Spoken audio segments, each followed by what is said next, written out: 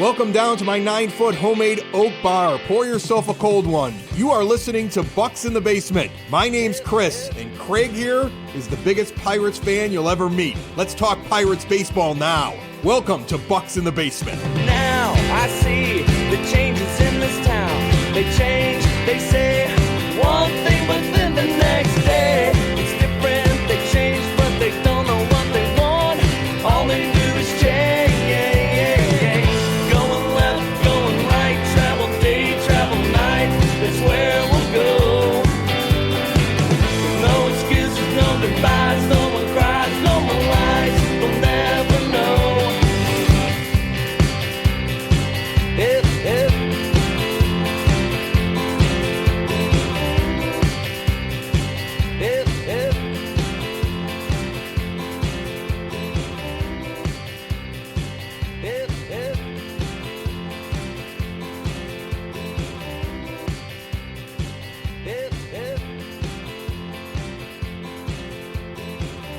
For the past 5 years that I've been doing this podcast, I've tried to look at this process from a 5,000-foot view, to take that fan hat off. And I mean, at times I do a good job of that. Other times I don't, because I am a fan.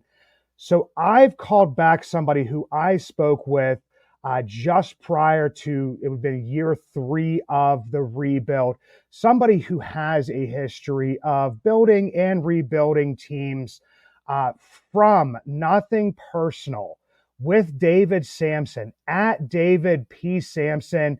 He is the former president of the Miami and Florida Marlins from 2002. It's like going back there, man. It's 2002 to 2017, the Expos before that. David, how you doing today, sir? I'm doing well. Good to be back. Yeah, good to have you back. And when we talked last time, you had actually said, prepare for a tough year in 2022, and you were not wrong. The Pirates went 62-100 that year. You also said, any record under, 500 or anything outside the playoffs kind of feels the same. And that's where the Pirates were at the following year, 76-86. And the Pirates came into this year saying, Ben Cherington, everybody, and Bob Nutting said, we are going to compete. And as of right now, sitting 65-74, just being combined no hit by the Cubs. I mean, obviously, tempers are a little bit on edge. People are on edge here. But David, I'm kind of one to ask you, where do you think maybe don't want to say failings, but maybe the shortcomings have happened here? And are the Pirates maybe still have a chance to salvage what's going on here? That's a broad one. So let's start with the second one. If you're talking about salvaging this season, the season's over. The Pirates are in last place. They will not make the playoffs. They are unlikely to win 81 games.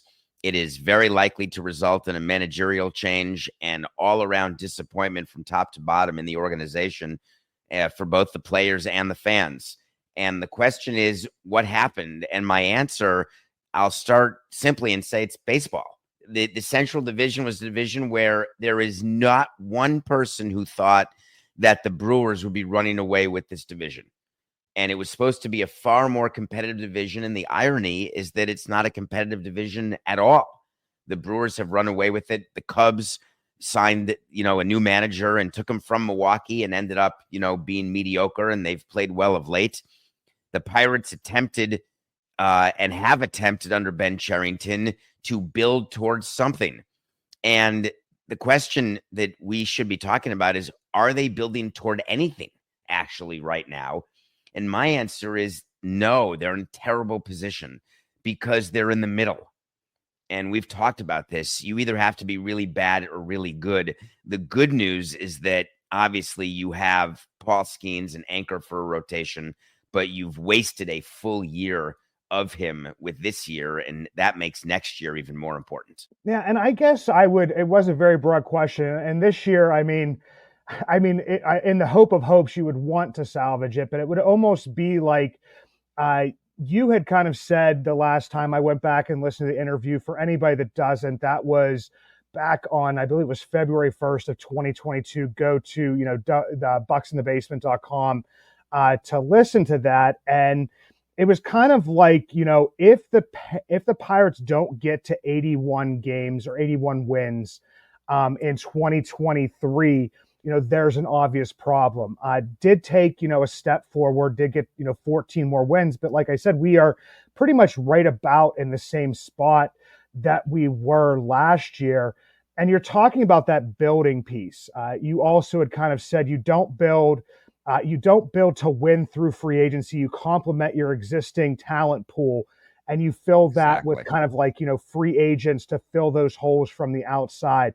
I guess my question to you would be, do the Pirates still have too many holes internally and talent pool to build around? So let's talk about the concept of building around. There, one extreme is the Orioles, where they lost significantly over a period of years. They drafted, and as you know, the draft is a crapshoot, and they just happened to do it right. And now, if you look at their core is young, superb players at the catching position and at shortstop. Then going into this season, after a successful year last year, out of the rebuild, they added a number one starter, not pitching like it recently, but a game one starter in Corbin Burns. And when you look at what the resources are for the Orioles and what the resources are for the Pirates, while the markets may be slightly different, the fact is they're run pretty similarly, although there's a new owner in Baltimore. So query, will he change what the investment is on the field? But when you look at the number of teams who succeed the way the Orioles have, there's way more teams who fail the way the Pirates have. And there's more this year. Another example is the Blue Jays. They were expected to have a far better season, and they were expected to actually, with the core they had, to have deep, sustained playoff runs. And it did not happen for them at all. And so as you're evaluating your team, which is what Bob Nutting has to do after this season, and frankly, the process has already started, you're looking at the fact that you signed Reynolds and that you tried to add at the deadline, that you've got this number one starter. And what you need to be asking your GM to do is, now's the time to try to complement this roster with middle free agents, meaning I love to use this example, if you'll let me, the Charlie Morton example. He's not the best free agent out there when he signed a bunch of 3 years. Seth Lugo this year is another great example. The Royals brought him in, 3 years, 45. That is where, to me, you get value from your GM. And I'm not sure that we've seen enough out of Cherington in terms of those type of signings that are under the radar. They make fan bases upset when they happen because it's like no one's trying. And then all of a sudden they outperform as players.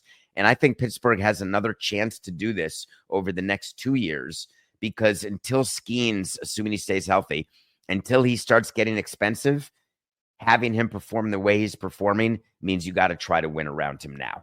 Yeah, and you kind of like just jumped ahead just a little bit in my brain of where I was going was with the Royals. Pirates fans right now, I mean, it's been written about by the Pirates media. And I think they are kind of missing the point to a degree, at least in my mind, is that they say, okay, well, the Royals got urgent and they spent money. But what I saw with the Royals is, I mean, you already had Bobby Witt Jr., who has now turned into, if Pirates fans want to look back to like 2011, 12, and 13 of what Andrew McCutchen turned into, being that guy who could compete for an MVP, depending on what WAR you look at, is between 8.5 and almost 10 WAR of a player. You have, Perez, who has become a cornerstone. You had Pasquantino before he got injured coming back and performing. MJ Melendez not becoming what you wanted him to become, but still driving in runs. But I looked at Pasquantino, Bobby Witt Jr., and Sal Perez, and they were going for 100 RBIs. And what the Royals kind of did is, yeah, they spent the money, but they also spent it smart, because they didn't have, I felt like, as many holes to fill, but they had built more of a strong core in that place. But that's kind of where I saw the Royals, because the Royals actually, in my mind, are like in year 7 of their rebuild. And there was articles like written 2-3 years ago of, has the Royals rebuild failed? And it could be that's where the Pirates might be at right now, in that kind of purgatory. What do you Yeah, think, I would just David? caution you though, because you're using a little bit of confirmation bias because you're calling the money they spent smart. And I am too, because I've already seen the results. When it was spent, there were people in the industry who were like, wow, I guess you're spending just to spend. You're chasing Amy here. You know, why would you waste money on middle of the road players who are not really going to move the needle that much? And that's the beauty of those types of signings, because when they work, it makes you look so good. And when they don't work, you get to say, well, you know, they were, you know, we were just going for it. They were not really going to help us anyway, but man, you can't accuse us of not trying. So those are no lose types of signings, and they do require a level of the ability to do your job better than others. And I guess what I would tell you, looking at the Pirates, I don't see Cherington and Shelton as a manager GM combo who has so far outpaced the competition in terms of brilliance when it comes to signings or how the team is being handled. And I think when you have a market like the Pirates, which is like 20 of the teams in baseball, you really do need that to succeed. And when you're talking about like the combo there, and I know this isn't maybe the direction that you were thinking or going, is that, you know, during your time as the president of the Florida and Miami Marlins, I mean, there were some GM changes. There were also managerial changes.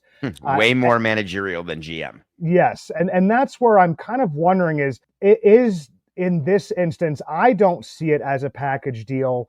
When Shelton was hired, he was part of the final 3 that actually Neil Huntington had come up with, and Ben Cherington just kind of came along and was just like, okay, let's see who Neil has. And pick Shelton. And at the time, I mean, Shelton is one of those managers. He's seen in the clubhouse as like a player's manager, a guy that doesn't get too far up or too far down. I mean, aside from, you know, the video I had spoken with you about before we jumped on here, where he's obviously getting a little frustrated. So I guess my question to you would be, you know, where is it the point where you're deciding, you know, do we make a GM and managerial change? Do we just make the managerial change? Do we start with just like a hitting coach and see what the manager has? Do you know what I mean? And that hitting coach or the pitching coach is an easy one. I mean, you could just do that at any point in time. But I'm just kind of wondering, like, at what point in time do you decide, okay, this is a full systemic, like, let's GM gone, everybody gone, or is it, you know, let's try it with a new manager? So there's 2 sides to that. When the owner gets involved and gets emotional, all reason can be thrown out the door. But let's pretend now that everyone is acting rationally and that you're looking at your team. It is a different analysis to whether you replace your GM versus your manager or both. The GM is like the CEO of the baseball business, and it's a big business. They're responsible for scouting, for player development, for analytics. They've got a huge budget on the expense side. They have a ton of different employees who work under them. And so we're looking at the GM and evaluating how the GM is doing the way you'd evaluate how a CEO is doing, the way a board would evaluate a CEO, where you are looking at so many different things that maybe the fans aren't necessarily looking at, which is just the 1-loss record at the big leagues. For a GM, we're looking at the minor league system. We're looking at how our draft process goes. We're looking at our expenses and how they're being run, at our turnover and how that's being handled, at the minor league single A training staff and how they were hired and how they're performing, whether or not there's continuity throughout the organization that starts at the top with the GM, how his choice in AGMs was. So all sorts of different things go into deciding when to replace a GM. For a manager, it's much easier. It's when you get so frustrated with the performance of your team, you can't get rid of the players, and you say to yourself, well, I guess he's lost the clubhouse. Let's find a new voice. Let's find someone who's more militant than player friendly. And then, or the other way, if someone is a hard ass, then you say, all right, let's find someone who's going to be way more player friendly. So you sort of switch going back and forth, hoping that you strike gold. So I think that many people this time of year don't pay attention to the frustration of the manager, of the players, or of anyone right now. When you get into September, all you want to do is get the season over with. You've been going at it since February, and it's been time in your mind that has not been productive because your team has not performed, and you just want to get to the off season so you can get back to spring training and get back on the wheel again. And so we never, just like we don't evaluate, sorry to go on too long here, but we really didn't evaluate many players in September when the team had been eliminated already, because it's just difficult to really get a proper evaluation. And you can really get seduced by performance in September and then tricked by it. Well, David, I brought you on here, and you can speak as much as you want to. That's why I have you here. Everybody gets to listen to me all the time. And you're saying, like, with the player evaluation in September, because I mean, one of the narratives that's out there is a lot of people are saying, we need to find out what we have, the September call-ups. We need to bring up, Nick York and Billy Cook, and why aren't we, putting this type of stuff in? And yeah, that's not a real thing. Yeah, and I kind of put very it back fan based and media based. We don't say to the GM, "Hey, bring up guys in September. We're going to play them and see what we got for next year." If you've got a good development system and a good GM, they don't need to see them at the big league level to evaluate whether or not they're going to get opportunities the following spring, because you have your team. You're waiting to get your payroll from the owner, and you know very well how many young guys you're going to need to slot in, where you're going to have some money to spend, or where your roster deficiencies are. It's not like someone has a September and they say, "Oh my God, I guess we don't need a closer. This guy saved 5 games for us in September." We would be thinking that going in, that, hey, we're not going to spend money on a closer. We're going to have these 3 people who are in our mind to slide in 2025. That's really more realistically how it happens. Yeah, and that's kind of where I was going, because I mean, you look at, like, everybody. I look at Jared Triola last year, and his batting average on balls in play was like through the roof, and you could see that there was stuff there showing that there was going to be some of that regression and stuff. So if a guy comes up and hits like crazy, or a guy comes up and doesn't hit, like you said, I feel like there's enough eyes on him.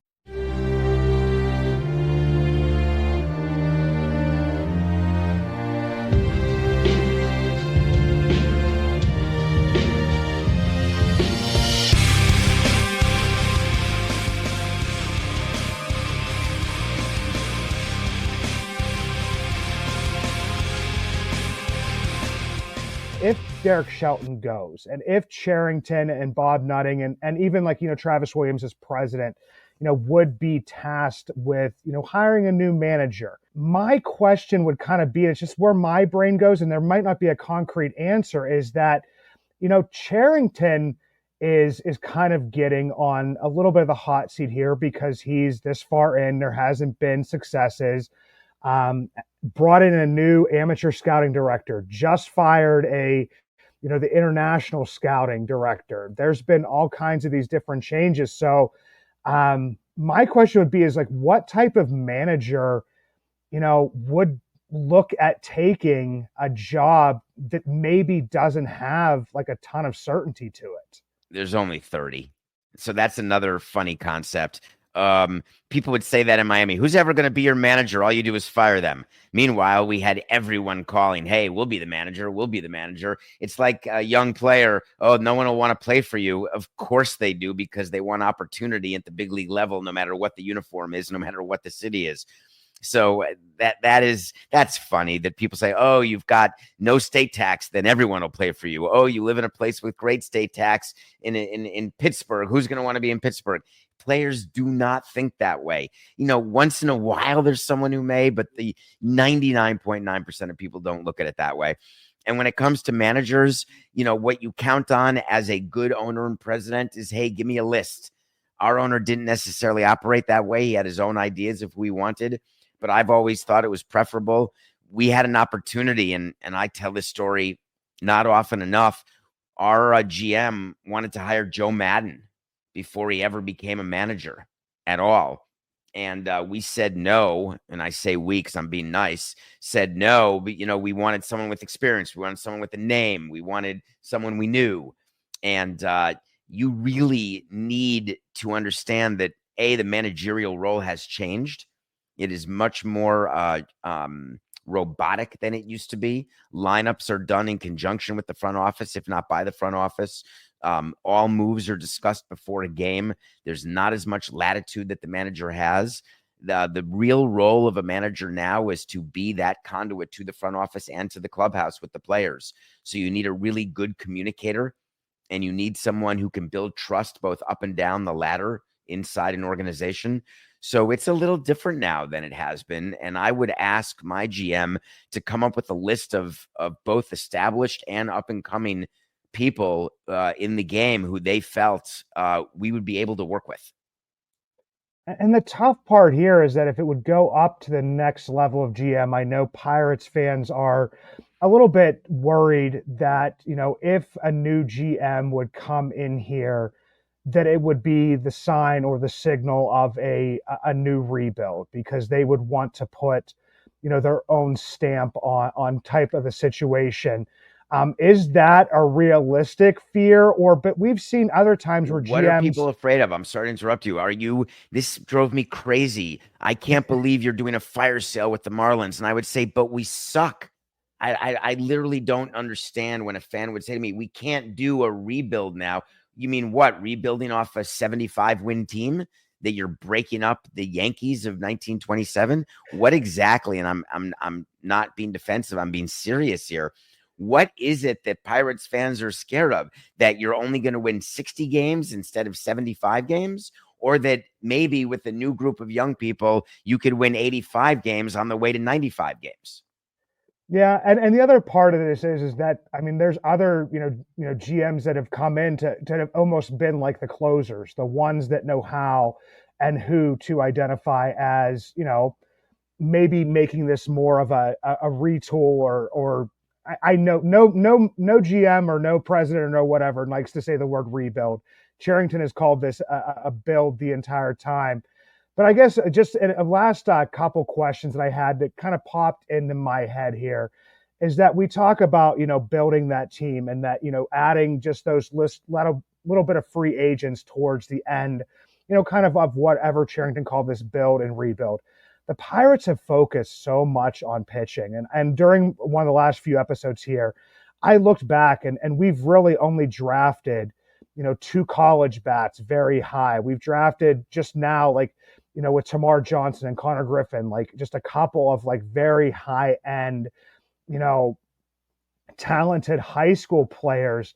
Has Charrington put too much focus into one position? And now that he has, everybody says trade from a position of strength.